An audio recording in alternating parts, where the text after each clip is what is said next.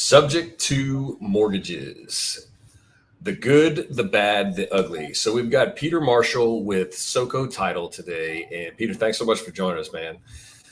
We've got, this has been something that's been really popular over the last, I'd say, couple of years, really, since when interest rates went from twos to sevens to eights. Stuff started getting really crazy, and we had to get kind of creative. So walk us through exactly what a subject to mortgage is. Okay, first off, thanks for having me, Robbie. Always a pleasure. As far as subject to mortgages go, you hear people talk about sub twos, and it's one of those things where I think that a lot of people probably know what it is, but maybe there's a few things that they kind of skim over. And of course, the purpose of this is just to try to educate. When you have a seller that has a mortgage on their property, and you have a buyer that wants to purchase that property, but due to the circumstances of the seller, maybe they're upside down, maybe the buyer wants to take advantage of that seller's really good rate. Basically, the buyer is going to agree to purchase that property subject to the seller's mortgage. Hence the word sub to. I got to state the obvious there. But because it's subject to the mortgage, what that means is traditionally the seller would pay off their loan with the proceeds that they're receiving from the buyer. And in this case, they are not. That loan is going to still be in effect. The mortgage is still going to affect the property. And essentially the buyer is going to step into the shoes of the seller and attempt to start making the payments just like the seller would. So ownership transfers to the buyer. Yeah. So ownership transfers to the buyer, and they usually either move in or they get a tenant that moves in to pay the mortgage on the behalf of the seller, correct? That's right. But the mortgage still remains. So if you search in the public records, you'll still see that seller's mortgage outstanding, even though there's a new buyer or a new owner, in place.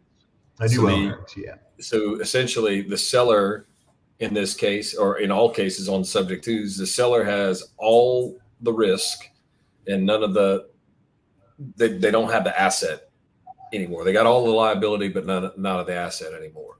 Yeah. I think all the risk and not much of the reward. You're right. They don't own the property. And they're at the will of another party paying off that loan. I mean, technically, I guess they could step in and pay off a loan of property that they don't own anymore. But I don't know why anybody would really want to do that, Sure. Same. So there could be a scenario. I mean, it seems to me highly unlikely that there could be a good, like a good case where this would make sense. But for the most part, it doesn't sound to me, unless I'm missing something, to me, it sounds awfully risky. Yeah, I think it's risky business for sure. And there are a few situations where I've seen really good outcomes. And keep in mind here, in an effort to be diplomatic, there are people that have business models set up on this. There are winners in this game. So we'll start off with the good side of subject to mortgages.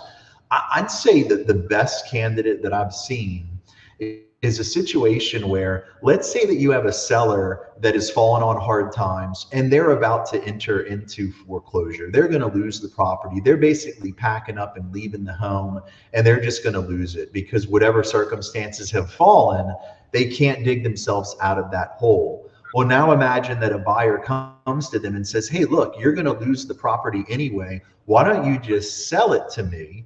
I'll start making payments on your mortgage and get you caught up. And eventually I'm either going to pay off the loan, maybe refinance. And now you're creating a situation where that seller has essentially been rescued And then think about this: even if that buyer stopped making payments on that loan, and They were the losing property it. went into foreclosure, they're right back at the scenario where they would have been anyway. You know, so it makes sense in that regard. That sounds I, like potentially few and well, I guess if you're at the spot where you're losing it anyway, that could be potentially an option that would make sense as long as as long as the things the mortgages ended up being paid, and that makes sense. Now, obviously the bad. So we've got if you're in a if you're subject to this is not necessarily going to be this is kind of like is to me it sounds like if this is the last possible option, if you're about to lose it, this would be the one that would go off, assuming you've got a lower interest rate, which made the most sense for the buyer, correct?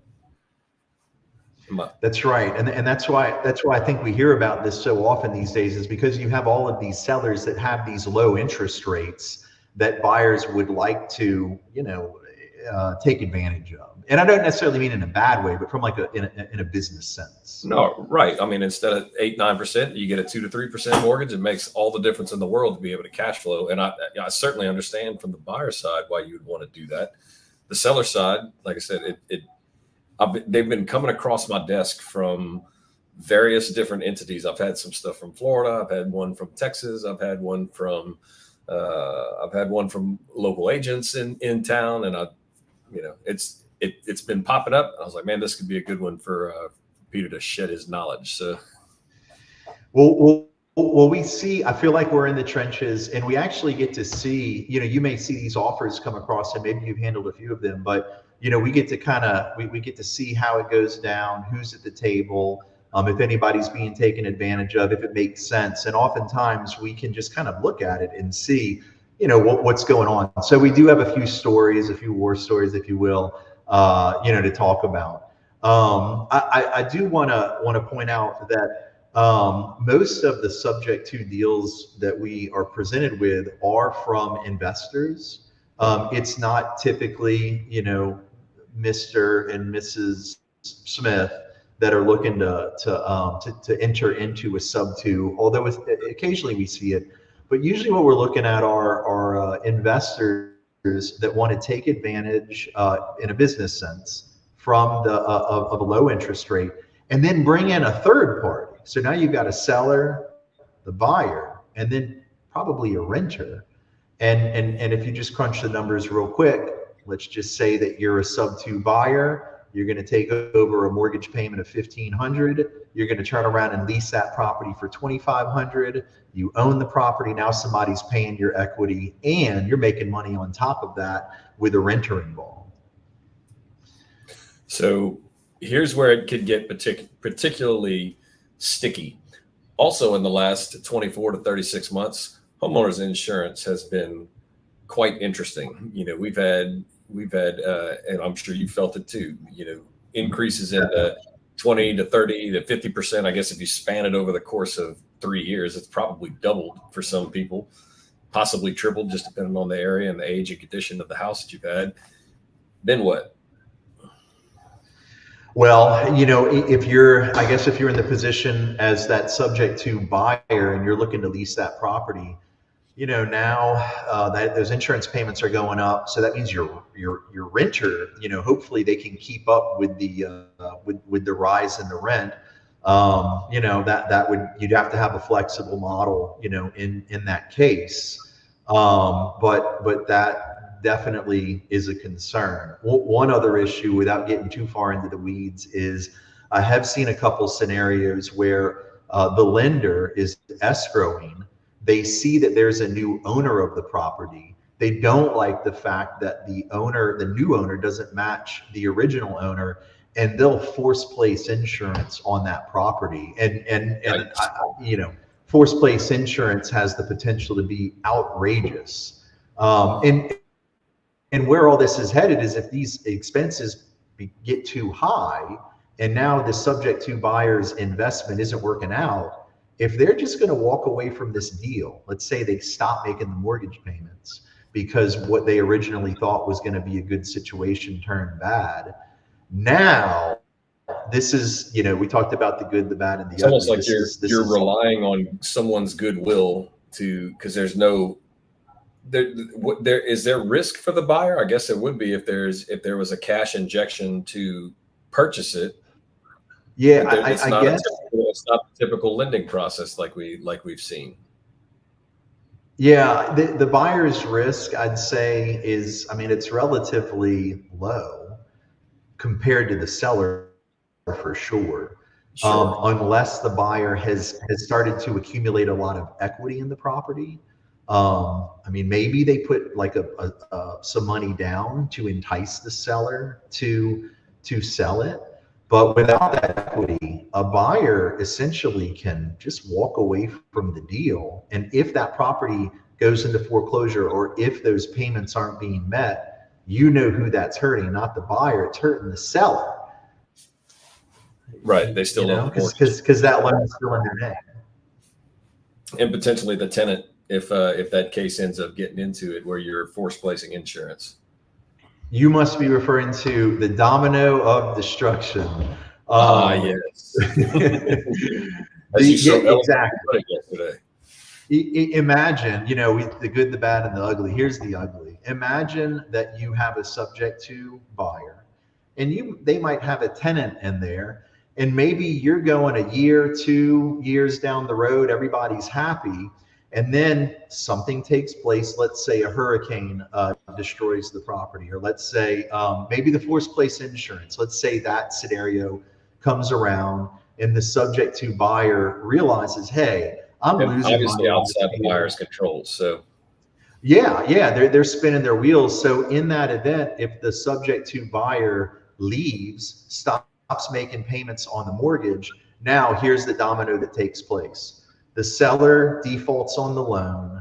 The foreclosure happens.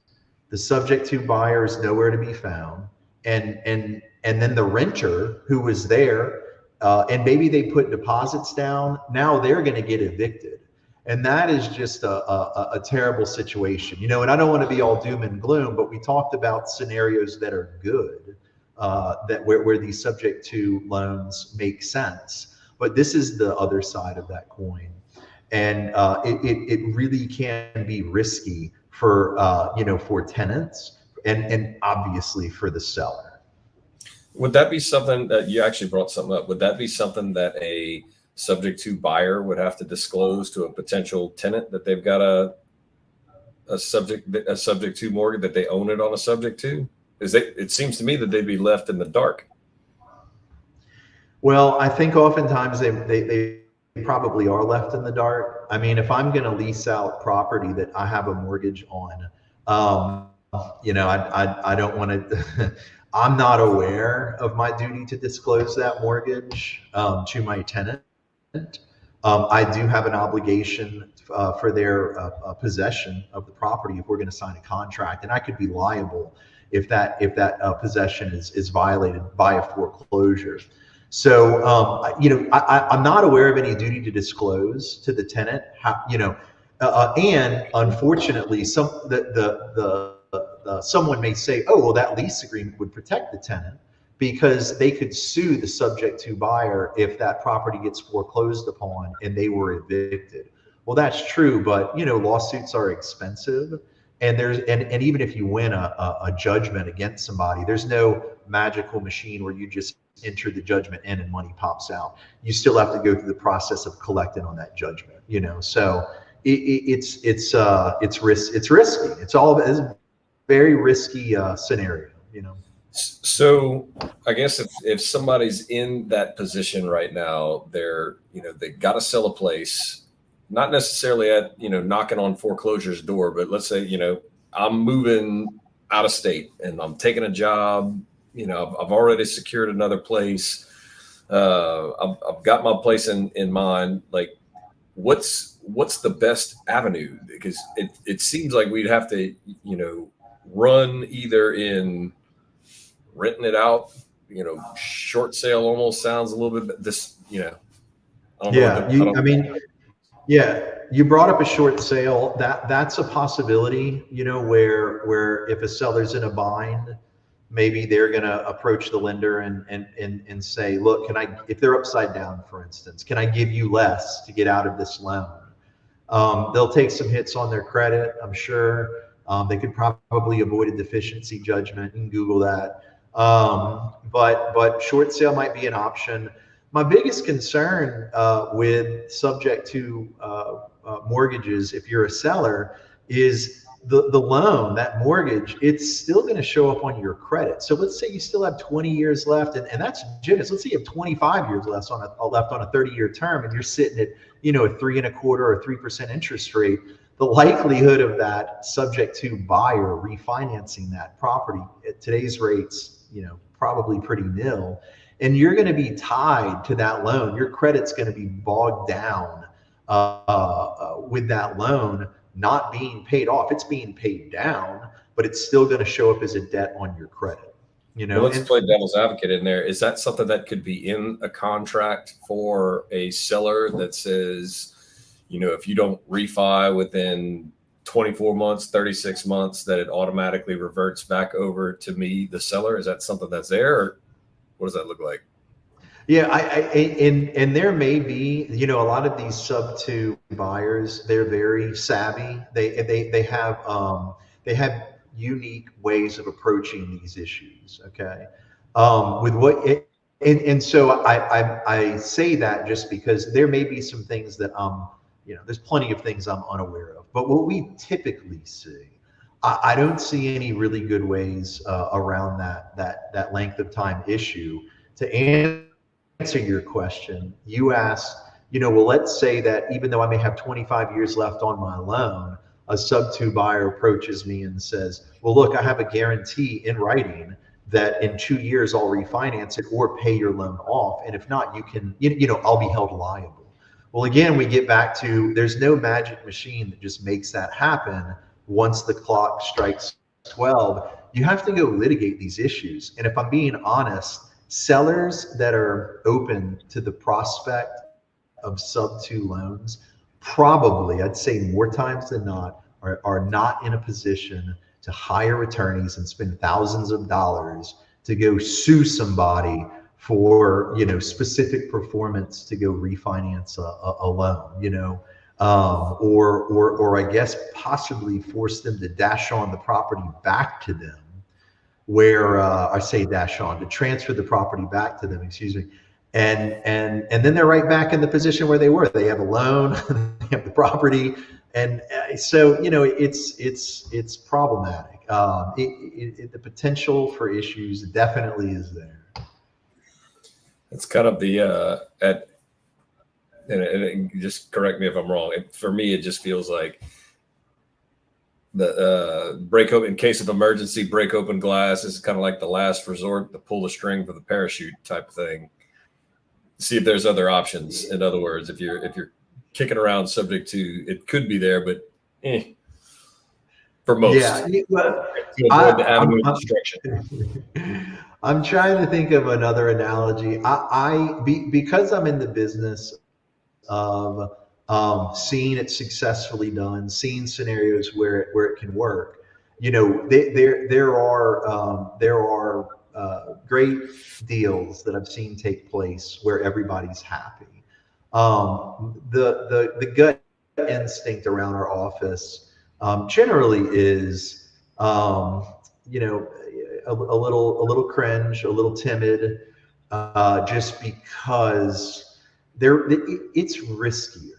The risk that's involved for the seller, for the sub-2 buyer not necessarily having as much skin in the game under normal circumstances, and possibly that tenant who who's occupying that property, assuming that their possession's not going to be interrupted.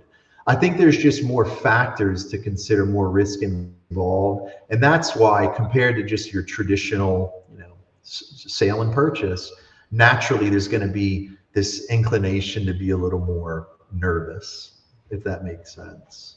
Absolutely. Well, Peter, thanks so much for your time and expertise in helping dive in and kind of explain some of this stuff. It's much appreciated. No, I'm glad we could get together. I got plenty of stories, and I'm long-winded. I can talk about this forever. I could give you the not so diplomatic opinion, off camera, and maybe with a beer, a glass of wine in my hand. Maybe they want to hear that. Who knows? Yeah, I get myself in trouble. I like So, it. I like it. Peter, thanks again, man. Appreciate your time as always. awesome. Thanks, Robbie. Have a good one. Appreciate it.